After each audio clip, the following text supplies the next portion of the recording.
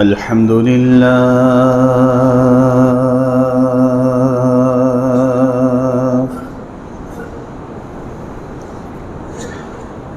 الحمد لله نحمده ونستعينه ونستغفره ونعوذ بالله من شرور أنفسنا ومن سيئات أعمالنا من يهده الله فلا مضل له ومن يضلل فلا هادي له وأشهد أن لا إله إلا الله وحده لا شريك له وأشهد أن محمدًا عبده ورسوله صلى الله عليه وآله وسلم أما بعد فإن خير الحديث كتاب الله وخير الهدي هدي محمد صلى الله عليه وآله وسلم وشر الأمور محدثاتها وكل محدثة بدعة وكل بدعة ضلالة وكل ضلالة في النار. اللهم صل على محمد وعلى آل محمد كما صليت على إبراهيم وعلى آل إبراهيم إنك حميد مجيد. اللهم بارك على محمد وعلى آل محمد كما باركت على إبراهيم وعلى آل إبراهيم إنك حميد مجيد. أما بعد فأعوذ بالله من الشيطان الرجيم. بسم الله الرحمن الرحيم. ولله على الناس حج البيت من استطاع إليه سبيلا. ہر قسم کی تعریفات، حمد و ثنا، بزرگی، کبریائی، ہر طرح کی شان و شوکت، ہر طرح کا جاہ و جلال، ہر طرح کا اقتدار، ہر طرح کے اختیارات صرف اور صرف رب ذوالجلال کی وحدہ لا شریک ذات کے لیے.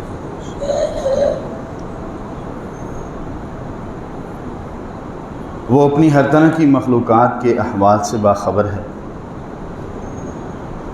ان کی ضروریات کو پورا کرنے والی ہے، اور اس دنیا کی کوئی بھی چیز، کوئی بھی معاملہ، کوئی بھی بات ایسی نہیں جو رب ذوالجلال کے علم سے، رب ذوالجلال کی دسترس سے، رب ذوالجلال کی قوت اور اقتدار سے باہر ہو. وہ اکیلی ہی مطلق العنان بادشاہ اور شہنشاہ ہستی ہے، جسے اپنی بادشاہت کے لیے،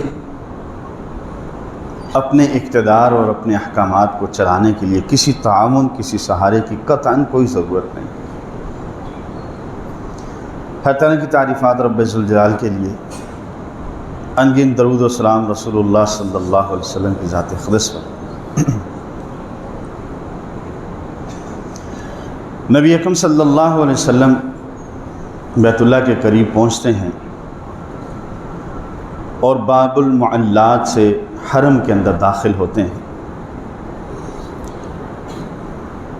رات اس لیے پڑاؤ کیا کہ صبح کے وقت داخل ہوں گا تو ہر شخص میرے معاملات سے، میرے کاموں سے واقف ہو جائے گا. اور یہ حج چونکہ رسول اللہ صلی اللہ علیہ وسلم کا پہلا اور آخری حج تھا، اور رسول اللہ صلی اللہ علیہ وسلم اپنے عمل کے ذریعے سے ہر بات واضح کر دینا چاہتے تھے.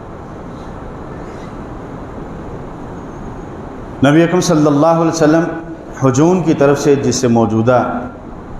صورتحال میں باب المعلات کہا جاتا ہے، حرم میں داخل ہوئے. پھر باب السلام سے مسجد حرام کے اندر داخل ہوئے. سیدہ عائشہ رضی اللہ تعالیٰ عنہ نبی اکرم صلی اللہ علیہ وسلم کے ساتھ ہیں، سیدہ فاطمہ رضی اللہ عنہ بھی ساتھ ہیں. نبی اکرم صلی اللہ علیہ وسلم جب مسجد حرام میں داخل ہوتے ہیں تو کعبہ کو دیکھ کر نبی علیہ السلام نے کوئی دعا نہیں مانگی. ہمارے ہاں بہت سی باتیں مشہور ہیں، اور ان باتوں کی مشہور ہونے کا ایک ہی سبب ہے کہ ہم دین میں انتہائی ناقص اور کمزور ہیں. دین کے حوالے سے ہمارے اندر کوئی سوجھ بوجھ نہیں ہے. بڑی ڈگریاں بھی لے لی ہیں، بچوں کو بھی بڑے اسکولوں کے اندر پڑھا دیا ہے، انہیں بھی بڑی بڑی ڈگریوں کے لیے لگا دیا ہے. نہ خود کو دین پڑھایا ہے، نہ خود کو دین سمجھایا ہے، نہ اپنے بچوں کو ہم نے اس طرف لگایا ہے. اتنی بھی ہماری کوشش نہیں دین کے لیے، اتنی بھی ہماری تگ و دو نہیں ہے اپنے دین کے لیے کہ اگر ہم میں سے کسی کا بیٹا فوت ہو جائے تو وہ خود اس کا جنازہ پڑھا سکے، اپنے بیٹے کے لیے دعا کر سکے، اپنی بیگم کے لیے دعا کر سکے۔ باپ کی نعش سامنے پڑی ہے اور بیٹا پیچھے کھڑا ہے اور خاموش کھڑا ہے، اور دل میں سوچ رہا ہے کہ ابا جی اگر دین کا رستہ بتایا ہوتا تو آج آپ کے لیے دعا کر سکتا، لیکن آج تو صرف جو قاری صاحب پڑھتے جا رہے ہیں میں پیچھے آمین کہتا جا رہا ہوں، مجھے تو کچھ پتہ نہیں ہے یہ کیا کہہ رہے ہیں، آپ کے لیے دعا کر رہے ہیں یا بد دعا کر رہے ہیں۔ ہمارے ہاں یہ مشہور ہے کہ بیت اللہ پر نظر پڑے تو جو من میں آئے آپ مانگیں، اللہ رب العزت فوراً پوری کرتا ہے۔ جو دعا مانگیں گے اسی لمحے اسی جگہ پر رب ذوالجلال آپ کی وہ مراد پوری کر دے گا۔ نبی اکرم صلی اللہ علیہ وسلم سے ایسی کوئی بھی چیز ثابت نہیں۔ سیدہ عائشہ رضی اللہ تعالیٰ عنہ فرماتی ہیں باب المعلات سے حرم میں داخل ہوئے، پھر باب السلام سے مسجد حرام کے اندر داخل ہوئے۔ نبی اکرم صلی اللہ علیہ وسلم نے وضو کیا، حجر اسود کو بوسہ دیا، اللہ اکبر کہا، حجر اسود کو بوسہ دیا اور طواف شروع کر دیا۔ نبی علیہ السلام سے دعا ثابت نہیں ہے کہ رسول اکرم صلی اللہ علیہ وسلم نے مسجد حرام کو دیکھ، بیت اللہ کو، خانہ کعبہ کو دیکھ کر کوئی دعا مانگی ہو۔ نبی علیہ السلام کے حج کے اندر ایسی کوئی دعا ثابت نہیں۔ البتہ عبداللہ بن عباس رضی اللہ تعالیٰ عنہ اپنے طور پر ایک دعا مانگا کرتے تھے، مصنف ابن ابی شیبہ میں، سنن الکبریٰ البیہقی میں موجود ہے۔ اللہم انت السلام و منک السلام، اے اللہ تو سراپا سلامتی ہے، ومنک السلام، اور تیری طرف سے ہی سلامتی ملتی ہے۔ فحینا ربنا بالسلام، اے اللہ جب تک ہم زندہ رہیں سلامتی کے ساتھ، عافیت کے ساتھ، خیر و برکت کے ساتھ زندہ رکھنا۔ اللہم زد ھذا البیت تکریما تشریفا تکریما تعظیما و محابتا، اے اللہ اس گھر کی عزت کو اور بڑھا دے۔ اللہ اس کی عزت کے اندر، اس کی بزرگی کے اندر، اس کی ہیبت کے اندر، اللہ اس کے جاہ و جلال کے اندر، اللہ اس کی شان و شوکت میں اور اضافہ فرما، اور جو تیری رضا کے لیے، تجھے خوش کرنے کے لیے، تجھے راضی کرنے کے لیے اس گھر میں آئے، اللہ اس کو نیکی کی مزید توفیق عطا فرمانا اور اس کی عزت بھی بڑھا دیں۔ سیدہ عائشہ رضی اللہ عنہ کہتی ہیں نبی علیہ السلام نے وضو کیا، وضو کرنے کے بعد نبی اکرم صلی اللہ علیہ وسلم نے 3 بار اللہ اکبر کہا،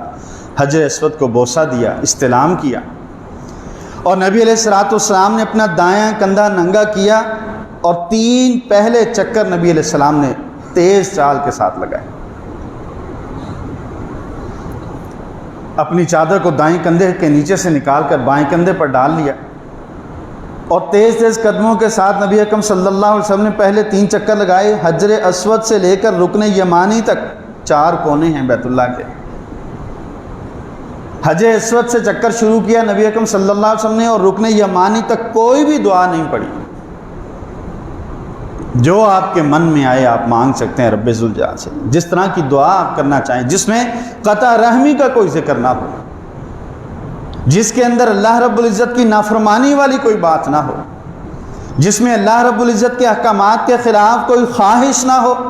اس سے ہٹ کر جو بھی دنیا اور آخرت کی خیر و بھلائی کی آپ دعا مانگنا چاہیں مانگ سکتے ہیں۔ نبی اکرم صلی اللہ علیہ وسلم رکن یمانی پر بیت اللہ کے چوتھے کونے پر پہنچے، طواف شروع کیا حجر اسود سے، چوتھے کونے پر پہنچے، اسے صرف ہاتھ لگایا، بوسہ نہیں دیا، اور اس سے لے کر بیت اللہ تک، اس سے لے کر حجر اسود تک نبی علیہ السلام یہ پڑھتے رہے، ربنا آتنا فی الدنیا حسنہ وفی الآخرۃ حسنہ وقنا عذاب النار، اے اللہ ہمیں دنیا میں بھی اچھائی عطا فرمانا، دین کے اعتبار سے بھی، دنیا کے اعتبار سے بھی، وفی الآخرۃ حسنہ، اللہ کل قیامت کے دن بھی تو ہمیں اچھائی اور بہتری عطا فرمانا، وقنا عذاب النار، اے اللہ ہمیں آگ کے عذاب سے محفوظ کر لے۔ یہ دعا نبی اکرم صلی اللہ علیہ وسلم سے ثابت ہے، بالخصوص رکن یمانی سے حجر اسود تک۔ نبی علیہ السلام نے پہلے 3 چکر تیز چال کے ساتھ اپنا دائیں کندھا ننگا کر کے، اور مشرکین مکہ جب نبی اکرم صلی اللہ علیہ وسلم کہ صحابہ رضوان مجمعین طواف کرنے کے لیے آتے نبی علیہ السلام نے انہیں یہ حکم دیا کہ اس طریقے سے طواف کرنا ہے تاکہ کفار کے دلوں میں رعب پیدا ہو، ان کے دلوں میں مسلمانوں کی ہیبت پیدا ہو، کہ وہ یہ سوچیں کہ جو لوگ اپنے رب کی عبادت اتنے زور و شور کے ساتھ کرتے ہیں، اگر ہمارے ساتھ ان کی لڑائی ہو گئی تو ہمارا کچھ بھی باقی نہیں بچے گا۔ نبی علیہ السلام نے پہلے 3 چکر رمل کے ساتھ کیے۔ سیدنا عمر بن خطاب رضی اللہ تعالیٰ عنہ اپنے دور خلافت کے اندر آئے، بیت اللہ کا طواف کیا، رمل کیا، پہلے 3 چکر دایاں کندھا ننگا کر کے تیز چال، دڑکی چال کے ساتھ، اور کہنے لگے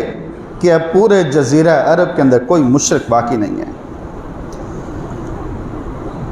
نبی اکرم صلی اللہ علیہ وسلم کا یہ حکم اس لیے تھا کہ کفار کے دلوں میں رعب اور دبدبہ مسلمانوں کا بیٹھ جائے، کفار کے دلوں میں مسلمانوں کی ہیبت پیدا ہو۔ لیکن آج پورے جزیرہ عرب کے اندر، پورے جزیرہ عرب کے اندر کوئی بھی مشرک باقی نہیں ہے، اور اس رمل کی ضرورت بھی نہیں ہے۔ یہ رمل اس لیے کیا کہ کفار اور مشرکین کے دلوں میں ہیبت پیدا ہو،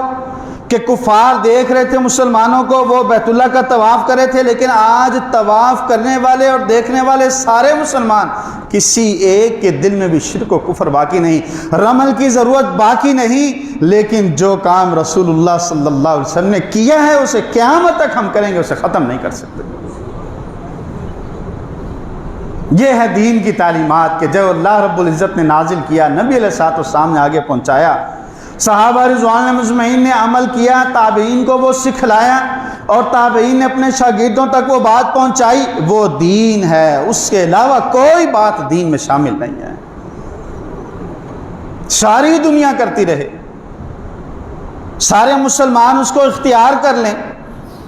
اپنی زندگی کا حصہ بنا لیں، اپنے معمولات کے اندر شامل کر لیں، نبی علیہ السلام سے ثابت نہیں، صحابہ رضوان اللہ مجمعین سے ثابت نہیں، وہ بات دین میں شامل نہیں ہو سکتی۔ پھر نبی اکرم صلی اللہ علیہ وسلم نے جب 3 چکر پورے کیے، اپنی چادر کو نبی علیہ السلام نے اوپر ڈال لیا، کندھے چھپا لیا نبی علیہ السلام نے، اور باقی 4 چکر نبی علیہ السلام نے پورے کر کے بیت اللہ کا طواف مکمل کیا 7 چکر کے بعد، اور اس کے بعد نبی اکرم صلی اللہ علیہ وسلم مقام ابراہیم کے پیچھے 2 رکعت نماز ادا کرنے کے لیے گئے، اور یہ آیت پڑھی وَاتَّخِذُوا مِن مَقَامِ إِبْرَاهِيمَ مُصَلًّى۔ لوگو، اللہ رب العزت نے یہ حکم دیا ہے تمہیں، وَاتَّخِذُوا مِن مَقَامِ إِبْرَاهِيمَ مُصَلًّى، طواف کے بعد مقام ابراہیم کے پیچھے 2 رکعت نماز تم نے ادا کرنی ہے۔ نبی علیہ الصلوۃ والسلام نے اس طرح نماز ادا کی کہ بیت اللہ اور نبی علیہ السلام کے درمیان میں مقام ابراہیم تھا۔ مقام ابراہیم وہ پتھر کہ جس پر ابراہیم خلیل اللہ علیہ وآلہ نبینا وسلم کھڑے ہو کے بیت اللہ کو تعمیر کر رہے تھے، اور جیسے جیسے دیوار اونچی ہوتی گئی ویسے ویسے وہ پتھر بھی اونچا ہوتا چلا گیا۔ عمر بن خطاب رضی اللہ تعالیٰ نے کہا یا رسول اللہ لو اتخذنا مقام ابراہیم مصلی، یا رسول اللہ یہ پتھر بڑی شان والا ہے، نماز ادا کر لیں تو آپ کا کیا خیال ہے؟ عمر بن خطاب رضی اللہ عنہ نے خواہش کا اظہار کیا، اور رب ذوالجلال نے عبادت کا حصہ بنا دیا۔ یہی بات نبی علیہ الصلوۃ والسلام فرمائی تھی کہ پہلے وقتوں میں بھی، تم سے پہلی امتوں میں بھی،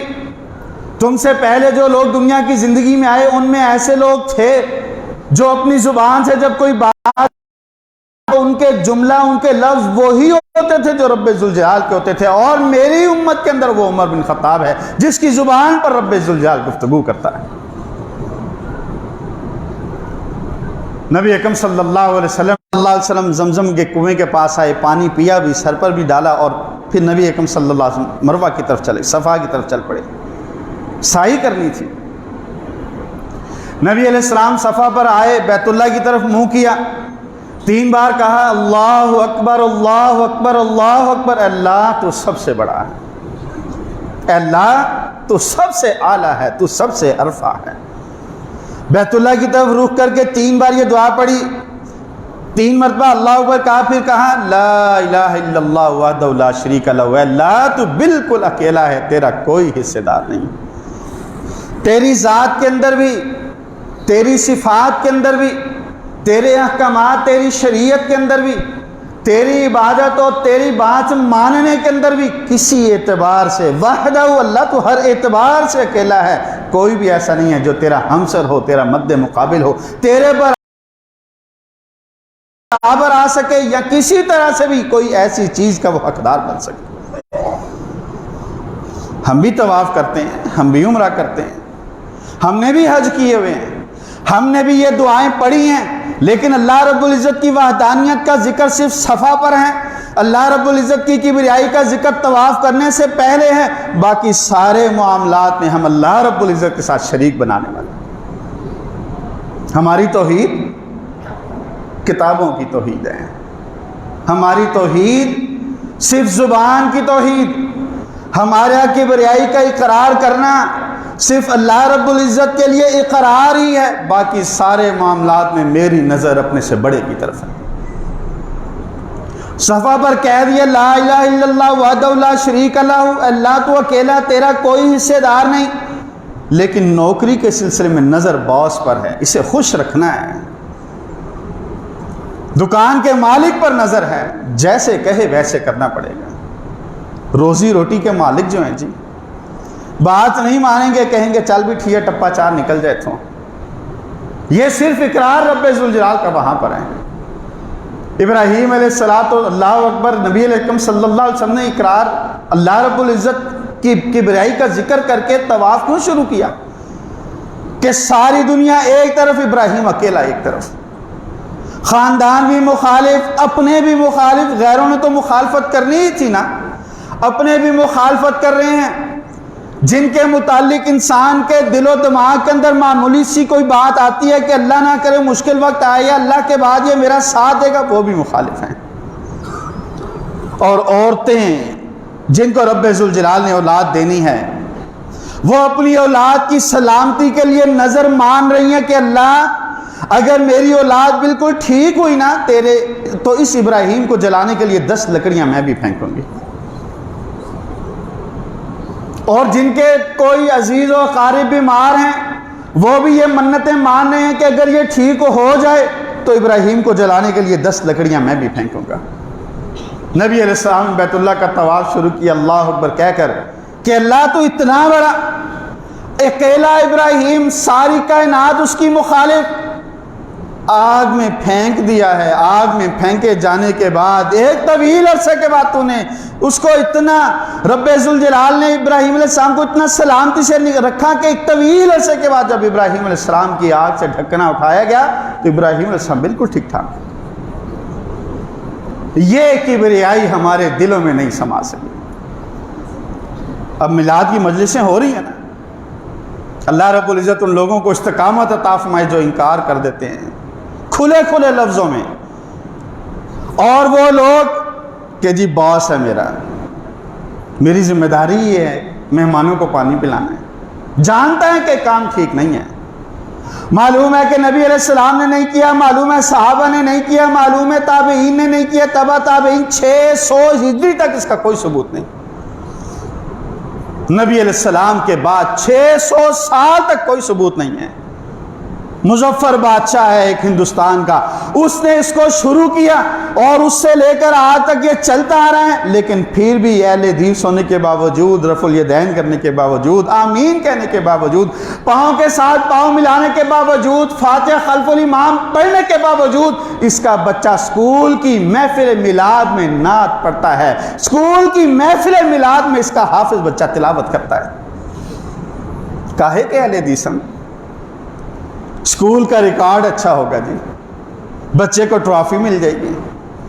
اس کی سی وی اچھی ہو جائے گی، باس راضی ہو جائے گا، دکان کا پلازے کا مالک ہے، اگر نہ کیے دکان خالی، دکان سے فارغ، کتنے کچھ آپ کو کیا پتا جی، آپ کو تو مہینے کے بعد مسجد سے تنخواہ مل جاتی ہے، آپ کو بڑی بڑی باتیں آتی ہیں۔ لا الہ الا اللہ وحدہ لا شریک لہ، اللہ تو اکیلا ہے، تیری بات مانی جائے گی، تیرے علاوہ کسی کی بات نہیں مانی جائے گی۔ لا الہ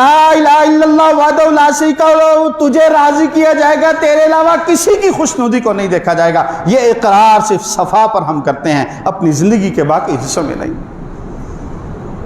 یہ ساتھ والے کے ساتھ بنا کے رکھو، یہ نہیں کہ میرے رب کا حکم ہے، اس لیے بنا کے رکھو کہ بڑی گاڑی رکھی ہے، بڑے پیسے والا ہے، کل کلاں کوئی تھوڑا روکڑے کی ضرورت پڑ گئی نا تو ساتھ کھڑا ہو جائے گا، کل کوئی مشکل آ گئی نا مارکیٹ کا صدر یہ ساتھ دے گا، فلاں شخص فلاں شخص فلاں فلاں بندے، اور پھر ہم ان لوگوں پر ہمارا، اور پھر ان کی وجہ سے ہمارا ہوتا کیا ہے کہ جب کوئی کام پڑتا ہے تو یہ فون کر رہے ہوتے ہیں، آگے ملک صاحب، چودھری صاحب، شیخ صاحب، راجہ صاحب کا فون ہی بند ہے، 3 دن کے بعد وہ فون کرتا ہے، کہتا ہے وہ جناب میں بڑا محسوسہ، بڑا پھنسیا سا، تھوڑی پر جائیے اسپتال ہی چاہیے سی۔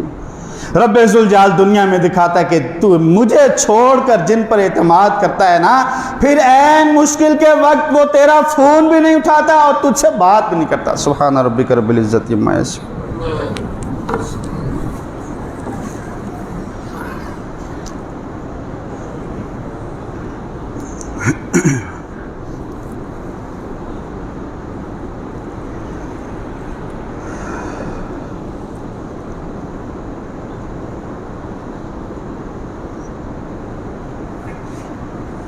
بارک اللہ فیک۔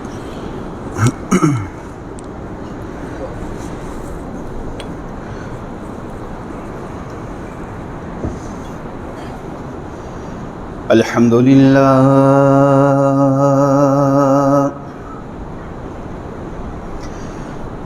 الحمدللہ نحمدہ ونستعینہ ونستغفرہ ونعوذ باللہ من شرور انفسنا ومن سیئات اعمالنا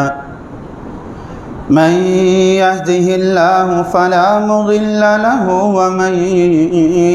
يضلل فلا هادي له واشهد ان لا اله الا الله وحده لا شريك له واشهد ان محمدا عبده ورسوله صلى الله عليه واله وسلم۔ اما بعد فان خير الحديث كتاب الله وخير الهدي هدي محمد صلى الله عليه واله وسلم وشر الأمور محدثاتها وكل محدثة بدعة وكل بدعة ضلالة وكل ضلالة في النار۔ اللهم صل على محمد وعلى آل محمد وبارك على محمد وعلى آل محمد كما صليت وباركت على إبراهيم وعلى آل إبراهيم إنك حميد مجيد۔ أما بعد فأعوذ بالله من الشيطان الرجيم بسم الله الرحمن الرحيم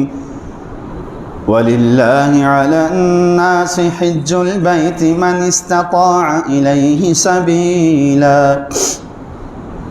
میں آپ کے سامنے عرض کر رہا تھا نبی اکرم صلی اللہ علیہ وسلم صفا پر چڑھ رہے ہیں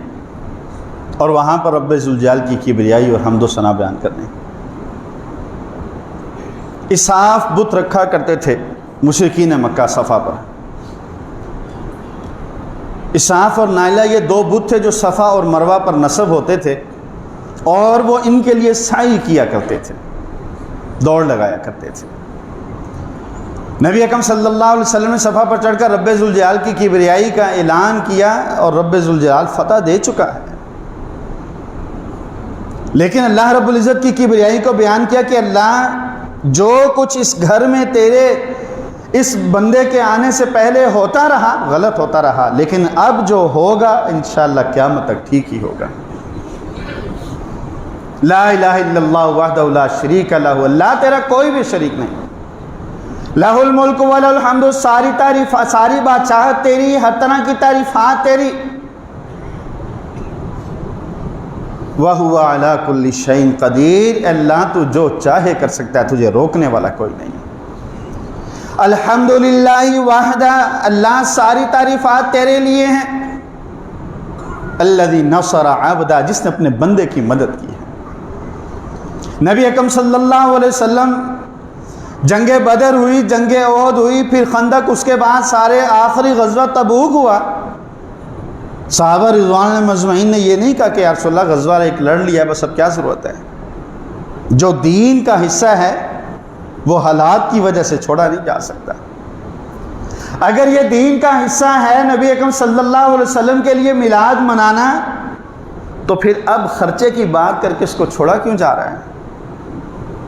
آپ جو لوگ جانتے ہیں راجہ بازار میں، موچی بازار میں، وہ اس بات سے واقف ہوں گے کہ سرکولر آیا ہے کہ وہ مہنگائی بہت زیادہ ہو گئی ہے، مہنگائی زیادہ ہو گئی ہے اور خرچہ ڈبل ہو گیا ہے، اس لیے ہم نبی علیہ السلام کی میلاد کے لیے جو لائٹنگ ہے نا یہ نہیں کر سکتے۔ صحابہ رضوان مجمعین نے یہ نہیں کہا کہ یا رسول اللہ بھی ایک سال پہلے تو لڑائی لڑی ہے، بس ٹھیک ہے یا رسول اللہ ہیبت بیٹھ، نہیں، جو دین ہے وہ کسی طرح کے بھی حالات ہوں، جس دور میں جینا مشکل ہے اس دور میں جینا لازم ہے، جس طرح کے بھی حالات ہوں کھڑے ہونا ہے دین کے لیے، پھر خرچے کی کوئی پرواہ نہیں۔ اگر آپ نے خرچے کی پرواہ کی اور اس دفعہ چھوڑ دیا تو مطلب یہ ہے کہ آپ کا خود ساختہ بنایا ہوا دین ہے جس کی شریعت میں کوئی دلیل نہیں۔ نصر عبدہ، جس نے اپنے بندے کی مدد کی، انجز وعدہ، اپنے وعدے کو پورا کیا، نصر عبدہ، اپنے بندے کی مدد کی، وہزم الاحزاب وحدہ، اور اکیلے نے سارے لشکروں کو شکست دے دی۔ اکیلی ذات نے بڑے بڑے برج الٹا کر رکھ دیے۔ لیکن یہ کوئی سمجھے تو پھر ہے نا، ہمارے حکمران بھی تو جاتے ہیں نا، بیت اللہ کے دروازہ بھی ان بدماشوں کے لیے کھلتا ہے، صفا مروہ کی صحیح کرتے ہیں، ہٹو پیچھے، یہ وہ فلاں فلاں۔ صحابہ رضوان مجمعین کہہ رہے ہیں کہ اتنا بڑا مجمع، نبی علیہ السلام نے جب سعی شروع کی نا، طواف بھی اسی طرح، نبی اکرم صلی اللہ علیہ وسلم طواف کر رہے تھے، سعی کر رہے تھے، صحابہ رضوان مجمعین دیکھ رہے تھے اور پتہ نہیں چل رہا تھا نبی علیہ السلام کہاں ہیں اور نبی علیہ السلام کیا کر رہے ہیں۔ نبی اکرم صلی اللہ علیہ وسلم کو صحابہ رضوان مجمعین نے، سیدنا ابو بکر رضی اللہ عنہ تھے، عمر رضی اللہ عنہ تھے، طلحہ رضی اللہ عنہ، زبیر رضی اللہ عنہ، اور بڑے بڑے صحابہ، نبی علیہ السلام، یا رسول اللہ آپ سواری پر سوار ہو جائیں، آپ جو کریں گے یا رسول اللہ دور تک سب کو نظر آئے گا، ابھی جم غفیر ہے یا رسول اللہ کسی کو نظر نہیں آ رہا، آپ کر کیا رہے ہیں۔ نبی علیہ السلام صفا پر، نبی علیہ السلام سعی کے دوران سواری پر بیٹھ گئے۔ کوئی صحابہ کہتے ہیں ہم میں سے کوئی بھی ایسا نہیں تھا جو نبی علیہ السلام کے لیے کسی کو پیچھے ہٹاتا ہو کہ تو پیچھے ہٹ جا، نبی علیہ السلام کوئی پروٹوکول نہیں۔ نبی اکرم صلی اللہ علیہ وسلم نے کہا کہ وہ ہزم الاحزاب وعد، اللہ تیری ذات اکیلی ہے جس نے تمام لشکروں کو شکست دے دی، اس پر یقین ہونا۔ تو ابراہیم علیہ السلام آگ میں جا رہے، جبریل امین آئے، کہنے لگے کوئی خدمت کی ضرورت ہے تو میرے لائق کوئی حکم ہے؟ ابراہیم علیہ السلام نے جبریل امین سے کہا جبریل تو مجھ سے پوچھنے کے لیے آیا ہے نا، میرا رب تیرے سے زیادہ میری حالت سے واقف ہے، مجھے تیرے سے کوئی سروکار نہیں۔ یہ ہے ایمان۔ امریکہ نہ ناراض ہو جائے، برطانیہ منہ نہ موڑ لے، بگ بی پیچھے نہ ہٹ جائے، چائنا کے ساتھ معاملات نہ خراب ہو جائیں، انڈیا کو ساڑیاں بھی دو، کشمیر بھی دو، اگر اس نے خطے میں امن قائم نہ رکھنے کی کوشش کی تو ہم لڑک جائیں گے، کھڈے لینے لگ جائیں گے، ساری زندگی آپ تلوے ہی چاٹتے رہیں گے، ساری زندگی تلوے ہی، اور کبھی پاکستان کے حالات سدھریں گے نہیں۔ کیا کر لیا؟ تبدیلی، چور پکڑیں گے، آپ نے خود 50 روپے کے اسٹامپ پر چوروں کو باہر بھیجا ہے، کہتے ہیں چودھری کے حویلے میں چوری ہوگی، اب چور پکڑا جائے جی، کیا طریقہ ہے جی؟ چودھری صاحب کو کسی نے کہا جی کہ پہلے وقتوں میں یہ ہوتا تھا کہ قرآن پاک چادر میں رکھ کر چاروں کونوں سے 4 افراد پکڑ لیتے تھے اور چور کو نیچے سے نکالا جاتا تھا، گزارا جاتا تھا، جس نے چوری کی ہوتی تھی وہ اس جگہ سے گزرتا تھا تو گر جاتا تھا، اس لیے ہم آپ کی گاڑی چوری ہوئی ہے حویلی سے، ہم ایسے ہی کرتے ہیں کہ چادر پکڑ لیتے ہیں اور ہر بندے کو نیچے سے گزارتے ہیں۔ چودھری صاحب نے کہا ٹھیک ہے، قرآن پاک بیچ میں رکھا، چاروں کونوں سے 4 افراد نے چادر پکڑی اور اونچی کر لی۔ اب ہر شخص نیچے سے گزرا ہے، آخری بندہ بھی گزر گیا، کسی پر کوئی آفت نہیں آئی۔ آغا صاحب ہمارے کہا کرتے ہیں، اللہ تعالیٰ نے سلامت رکھے، پہلے دور میں کوئی جھوٹا قرآن اٹھاتا تھا مر جاتا تھا، اب کسی کو بخار بھی نہیں چڑھتا، اور عدالتوں میں کیا کچھ، اور آپ جانتے ہیں اللہ رب العزت مسلمان بے یاروں مددگار مسلمانوں کی مدد فرمائے کہ جو جھوٹے اور ناجائز مقدمات کے اندر ملوث ہیں، اللہ تعالیٰ ان کے لیے آسانیاں پیدا فرمائے۔ اب آخری بندہ بھی، چودھری صاحب کی گاڑی چوری ہوئی ہے، آخری بندہ بھی چادر کے نیچے سے نکل گیا، گرا کوئی بھی نہیں۔ انہوں نے کہا جی اس کا مطلب چوری نہیں ہوئی۔ کسی سیانے نے کہا چوروں نے تو چادر پکڑی ہوئی ہے، اور ادھر بھی ساری وزارتیں تو چوروں کو دے دیں، چور کس نے پکڑنا ہے؟ سارے بے ایمان، سارے دنیا جہاں کے فراڈیے آپ نے اندر شامل کر لیے ہیں، اب کارروائی کون کرے گا؟ جو رنگ روڈ میں ملوث ہے باہر بھیج، جو فلاں میں ملوث ہے اس کو ECL فلاں کر دو، یہ کر، چور کون پکڑے؟ نبی علیہ السلام کے بارے میں صحابہ کہتے ہیں کسی نے یہ نہیں کہا پیچھے ہٹو پیچھے ہٹو، نبی علیہ السلام کو لوگ پہچان ہی نہیں رہے ہیں کہ یہ رسول اللہ صلی اللہ علیہ وسلم کدھر ہے۔ نبی علیہ السلام سواری پر بیٹھے، صفا پر آئے، صفا پر 3 مرتبہ اللہ اکبر کہہ کر یہ دعا کی، پھر مروہ پر گئے، پھر قبلہ رو ہوئے، 3 مرتبہ اللہ اکبر کہا، پھر یہی دعا پڑھی، 7 چکر نبی علیہ السلام کے پورے ہوئے مروہ پر۔ جب نبی اکرم صلی اللہ علیہ وسلم کے چکر پورے ہوئے، نبی اکرم صلی اللہ علیہ وسلم صحابہ رضوان اللہ اجمعین سے کہا کہ جن لوگوں نے قربانیاں اپنے ساتھ جو لوگ نہیں لائے وہ احرام کھول دیں۔ صحابہ رضوان اللہ اجمعین پریشان ہو گئے، یا رسول اللہ حجامت کرواؤ، احرام کھول دیں ہم۔ یا رسول اللہ حج کے لیے، نبی علیہ السلام فرمایا میں اپنی قربانی ساتھ لایا ہوں، اگر میں اپنی قربانی ساتھ نہ لایا ہوتا تو میں بھی حجامت کروا لیتا اور احرام کھول دیتا۔ وَلَوْلَا أَنِّي لَمْ أَسُقِ الْهَدْيَ لَحَلَلْتُ،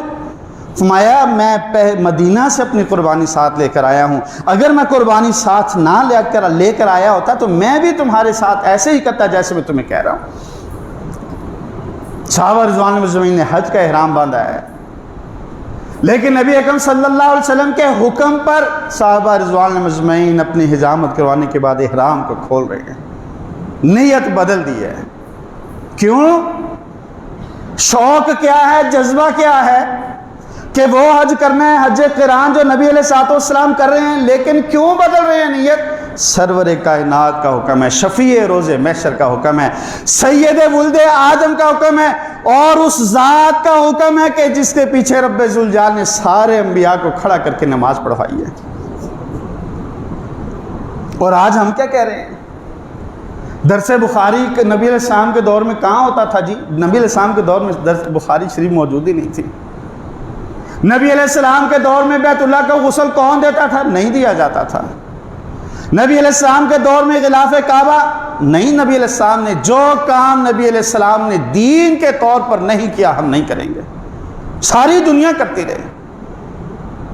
اتھارٹی، میرٹ، رب ذوالجلال نے جس ذات کو واجب الاتباع بنایا وہ رسول اللہ صلی اللہ علیہ وسلم کی ذات ہے۔ 40 مرتبہ نبوت سے پہلے نبی السلام کی زندگی میں یہ دن آیا ہے، اور یہ تو ایک الگ موضوع ہے نا، 12 ربیع الاول تو وفات کا دن ہے۔ اب آج سے 20-25 سال اولڈ بک ہاؤس کی، چلے میری بات نہ کوئی مانے، اولڈ بک شاپ پر جائیں، آج سے 20-25 سال پہلے کی آپ کتاب لے لیں اسلامیات کی، کسی کلاس کی بھی، آپ اس کے اندر پڑھیں گے 12 یوم وفات منایا جاتا تھا۔ کیسی شیطان کی سوچ ہے، کیسی، لیکن ہم نہیں یہ تھے اہل حدیث نہ مولوی نہیں، سستی نہیں سننی، کیسی سوچ ہے۔ یکم محرم سے لے کر 20 صفر تک گانا نہیں سننا، قوالی نہیں سننی، اچھے رنگین کپڑے نہیں پہننے، کسی بچے کی شادی نہیں کرنی، کوئی اچھا فنکشن، کوئی اچھی تقریب نہیں کرنی۔ کیوں؟ نواسہ رسول صلی اللہ علیہ وسلم کی شہادت ہوئی، اور جس دن رسول صلی اللہ علیہ وسلم دنیا سے جا رہے پوری دنیا کے اندر جشن ہے۔ شیطان نے کیسے مسلمانوں کو ٹریپ کیا ہے، کس طرح ان کے ذہن کو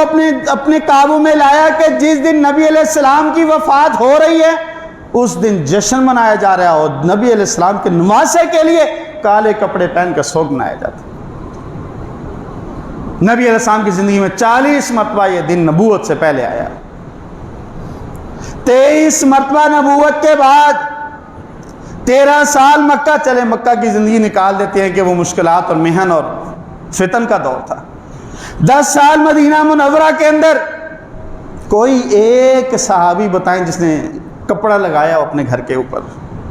9 ربیع الاول کو؟ کوئی ایک صحابی بتا دیں آپ کہ جس نے نبی اکرم صلی اللہ علیہ وسلم کی شان میں محفل میلاد یا عشرہ ربیع الاول منایا ہو؟ اہل حدیث بھی بیٹھے ہیں، عشرہ ربیع الاول کانفرنس ہو رہی ہے، بڑی کانفرنس، بڑے نام، اور وہاں پر اہل حدیث علماء بھی تقریر کر رہے ہیں۔ بھئی آپ یہی نبی اکرم صلی اللہ علیہ وسلم کا ذکر رجب میں کیوں نہیں کرتے؟ نبی علیہ السلام کا یہی ذکر آپ محرم کے اندر کیوں نہیں کرتے؟ رمضان المبارک کون سا دن، کون سا وقت، کون سا لمحہ ایسا ہے جو ہم نبی علیہ السلام کی تعلیمات کے بغیر گزار سکتے ہیں؟ کوئی لمحہ ایسا نہیں۔ نبی علیہ السلام نے نہیں کیا، صحابہ رضوان اللہ عنہم جنہوں نے اپنی جان دے دی، اپنا مال لٹا دیا، نبی علیہ السلام کے کہنے پر اپنی بیویوں کو طلاق دے دی، نبی علیہ السلام کے کہنے پر اپنے بچوں کو شہید کروا دیا، سارا کچھ لا کر نبی علیہ السلام کے سامنے ڈھیر کر دیا، کیا وہ یہ کام نہیں کر سکتے تھے کہ نبی اکرم صلی اللہ علیہ وسلم کو خوش کرنے کے لیے کھجوریں اکٹھی کریں، کہیں یا رسول اللہ آج کے دن آپ پیدا ہوئے تھے، ہیپی برتھ ڈے یا رسول اللہ؟ ہندوستان کے اندر جناب کیسے یہ اللہ رب العزت کے دین کے دشمن، یہ شیطان، وَإِنَّ الشَّيَاطِينَ لَيُوحُونَ إِلَىٰ أَوْلِيَائِهِمْ، شیطان ہے جو اپنے دوستوں کی طرف وحی کرتا ہے، ان کے دل میں یہ خیالات پیدا کرتا ہے یہ کام کرو۔ حج نبی علیہ السلام نے کیا، معذرت کے ساتھ 2-3 منٹ آپ کے لوں گا، نبی اکرم صلی اللہ علیہ وسلم سے پہلے انبیاء علیہ السلام نے کیا۔ نبی علیہ السلام نے فرمایا جب نکل رہے تھے، وادی ذہن سے نام نکل گیا، ایک وادی سے گزر رہے تھے، تو نبی علیہ السلام نے فرمایا میں اپنی نظروں کے سامنے موسیٰ کو یہاں سے گزرتے ہوئے دیکھ رہا ہوں، وہ لبیک اللہم لبیک کہتے ہوئے جا رہے ہیں۔ پہلے انبیاء نے بھی کیا، نبی علیہ السلام نے بھی کیا، آج تک حج کا طریقہ وہی ہے جو رسول اللہ صلی اللہ علیہ وسلم نے بتایا ہے، کوئی اضافہ نہیں، کوئی کمی نہیں۔ ہر سال اس کے اندر کوئی نہ کوئی اضافہ، ہر سال اس کے اندر کوئی نہ کوئی بڑھوتی، ہر سال اس کے اندر تھوڑی بہت تبدیلی، اس بات کی دلیل ہے کہ نبی اکرم صلی اللہ علیہ وسلم سے ثابت نہیں۔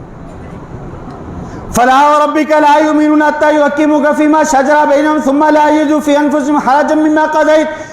تیرے رب کی قسم ہے اگر یہ اپنے اختلافات کے اندر تجھے اپنا جج نہیں مانتے تو یہ مومن نہیں ہے۔ آپ کی بات کر لیتے ہیں، آپ اپنی کتابوں سے ثابت کر دیں، فقہ حنفی کی کتابیں بڑی بڑی معتبر کتابیں ہیں، قدوری ہے، ہدایہ ہے، در مختار ہے، فتاوی عالمگیری ہے، فتاوی شامی ہے، بڑی بڑی کتابیں ہیں، ان کتابوں سے ثابت کر دیں کہ 12 ربیع الاول کو کون کون سے کام کرنے ہیں۔ یہی بات ہے کہ ہم نے دین میں جستجو نہیں کی، ہم نے دین کے لیے دوڑ نہیں لگائی، ہم نے دین کے لیے کاوش نہیں کی، ہم نے دین کے لیے محنت نہیں کی، پھر ان نام نہاد ملاؤں نے، دین فروش ملاؤں نے، دین بیچنے والے مولویوں نے دین پر قبضہ کر لیا، اور پھر ہمیں دین سکھانا شروع کر دیا، اور پھر اس دین کے نام پر وہ کچھ کیا جس سے ان کی جیبیں بھاری ہو سکتی تھی۔ نبی علیہ السلام نے صحابہ رضوان اللہ سے کہا احرام کھول دو، صحابہ پریشان، کسی نے احرام نہیں کھولا۔ یا رسول اللہ ہم حج کی نیت سے آئے ہیں، نبی علیہ السلام نے سمجھایا یہ وجہ ہے کہ جو قربانی نہیں لائے وہ اپنی حجامت کروائیں اور احرام کھول دیں، اور ان کے لیے سارے معاملات جائز ہیں، اور نبی اکرم صلی اللہ علیہ وسلم کا یہ حکم لوگوں کی آسانی کے لیے تھا۔ اگر رسول اللہ صلی اللہ علیہ وسلم یہ نہ کہتے قیامت تک کے لیے ہر شخص تنگی میں آ جاتا۔ باقی گفتگو انشاءاللہ اگلے جمعۃ المبارک میں۔ اللہم انصر الاسلام والمسلمین واعز الاسلام والمسلمین واذل الشرک والمشرکین ودمر اعداء الدین یا قاضی الحاجات اقض حاجاتنا وحاجات المسلمین یا شافی الامراض فی مرضانا ومرض المسلمین ربنا هب لنا من ازواجنا وذرياتنا قرة اعین واجعلنا للمتقین اماما اللہ جو لوگ ایمان کے ساتھ دنیا کی زندگی سے جا چکے ہیں اللہ ان کو جنت الفردوس میں جگہ عطا فرما، اللہ ان کے گناہوں کو معاف فرما دے، اپنی رحمت کے ساتھ ان کی نیکیوں کو قبول فرما لے۔ اللہ جو لوگ بیمار ہیں اللہ ان کو شفا کاملہ عاجلہ عطا فرما، اللہ تمام بیماروں کی بیماریوں کو ختم فرما دے، تمام مشکل لوگوں کی مشکلوں کو آسانیوں میں بدل دے۔ اللہ جو بے اولاد ہیں ان کو نیک اور صالح اولاد عطا فرما، اللہ جن کو اولاد دی ہے ان کی اولاد کو اپنا اور ان کے والدین کا فرما بردار بنا۔ اللہ اسلام و مسلمانوں کی حفاظت فرما، اللہ اسلام اور پاکستان سے محبت کرنے والوں سے تو بھی محبت فرما، اللہ اسلام اور پاکستان سے محبت کرنے والوں کی حفاظت فرما، ان کی حفاظت کرنے والوں کی اولادوں کی بھی حفاظت فرما۔ اللہ جو اسلام اور پاکستان کا برا چاہنے والے ہیں اللہ ان کو دنیا کے اندر ذلیل و رسوا کر دے، اللہ ان کی نسلوں کو مٹا کر رکھ دے، اللہ ان کو تباہ و برباد فرما دے۔ سبحان ربک رب العزت عما یصفون وسلام علی المرسلین۔